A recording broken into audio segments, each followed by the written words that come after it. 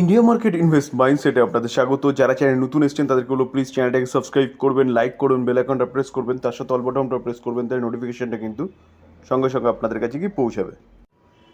Hindustan aeronautic limited অর্থাৎ HAL কোম্পানিটা কী কাজ করে? কোম্পানিটা একমাত্র কোম্পানি ভারতবর্ষে যেই কোম্পানিটা কিন্তু এয়ারক্রাফট তৈরি করে।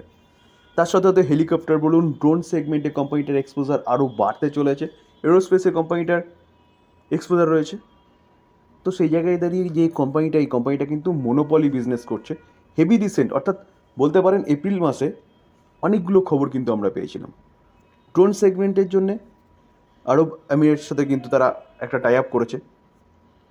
কোম্পানিটার কাছে ফিলিপিন্স থেকে একটা কথাবার্তা চলছে অর্ডারের।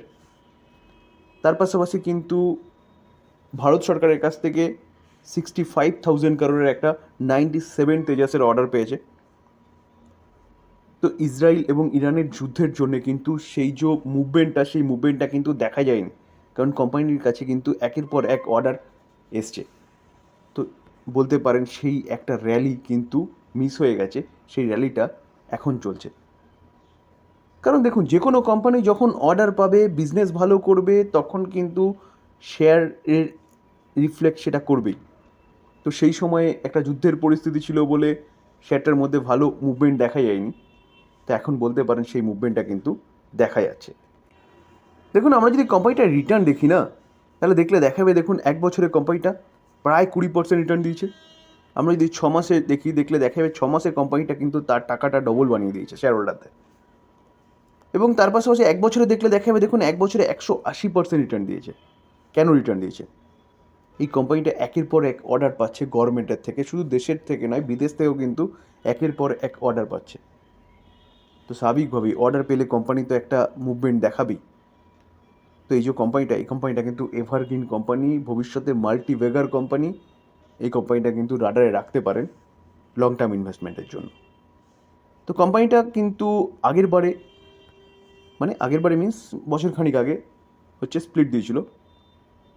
তো এই প্রাইসের অ্যারাউন্ডেই, অর্থাৎ কোম্পানি কিন্তু স্প্লিট ঘোষণা করেছিল। এখন কিন্তু আবার বলতে পারেন একটা সম্ভাবনা, দেখুন দেবে কি দেবে না হচ্ছে কোম্পানির ব্যাপার।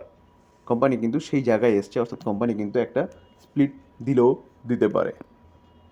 আমরা যদি কোম্পানিটার মার্কেট ক্যাপ দেখি, দেখুন 2,64,240 কার হচ্ছে কোম্পানিটার মার্কেট ক্যাপ। পি রেশিও 43 রয়েছে।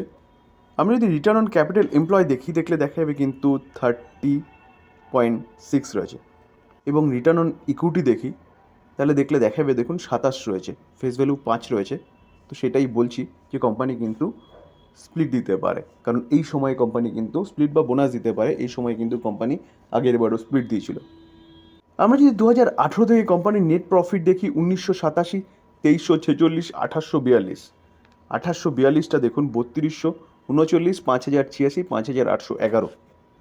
এখনও কিন্তু তারপরে দেখলে দেখাবে 6144। কোম্পানি ফোর্থ কোয়ার্টারের এখনও রেজাল্ট ডিক্লেয়ার করেনি।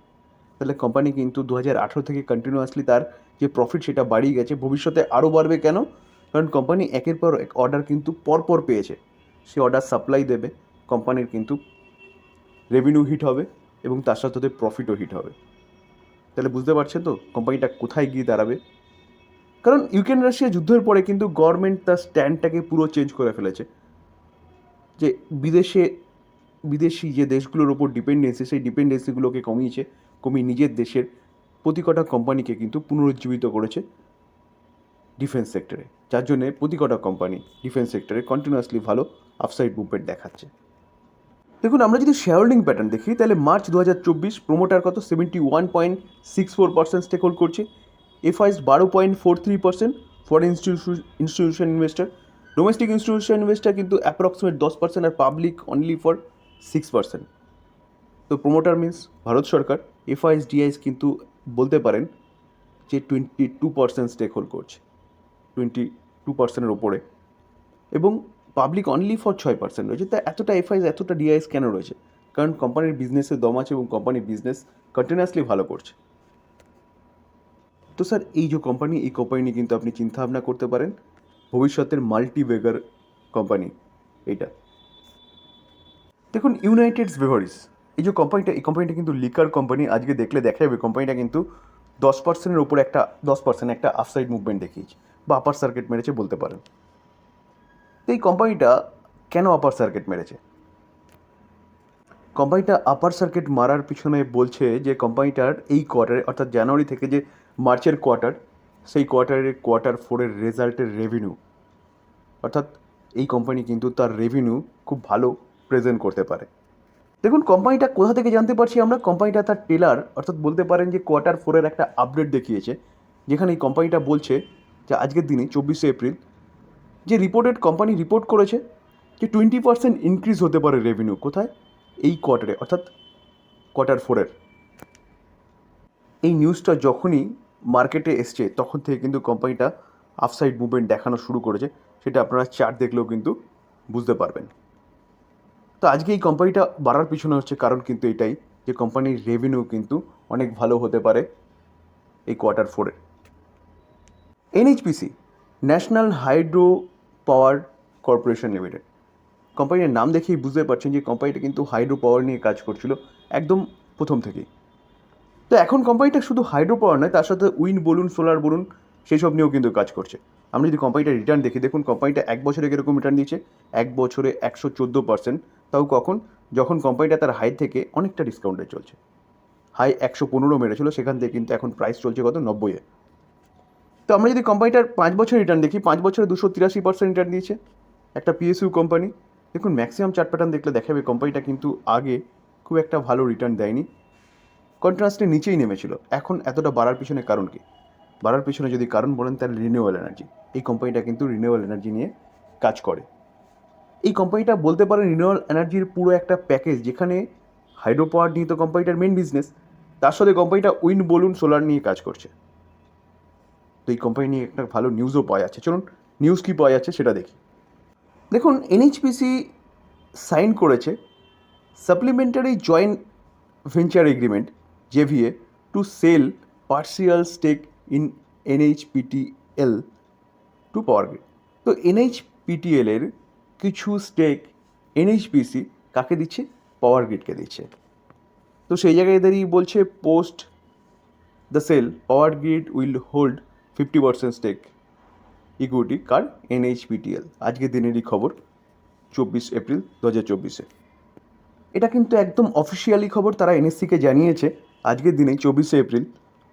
তো কি জানিয়েছে দেখুন, সাইন করেছে সাপ্লিমেন্টারি জয়েন্ট ভেঞ্চার এগ্রিমেন্ট, যেটা একটু আগে বললাম, for the sale of partial stake কার? এই যে এনএইচপিটিএল যে কোম্পানিটা, সেই কোম্পানিটার ফুল ফর্ম হচ্ছে national high power test laboratory. বলছে যে কতটা স্টেক সেল করেছে? 1.31 crore শেয়ার টু পাওয়ার গ্রিডকে তারা কিন্তু সেল করেছে। দেখুন এনএইচপিসি পিএসইউ কোম্পানি, পাওয়ার গ্রিডও কিন্তু পিএসইউ কোম্পানি, দুটো কোম্পানি হচ্ছে সোলার এনার্জি নিয়ে কাজ করছে এবং যথেষ্ট ভালো কাজ করছে।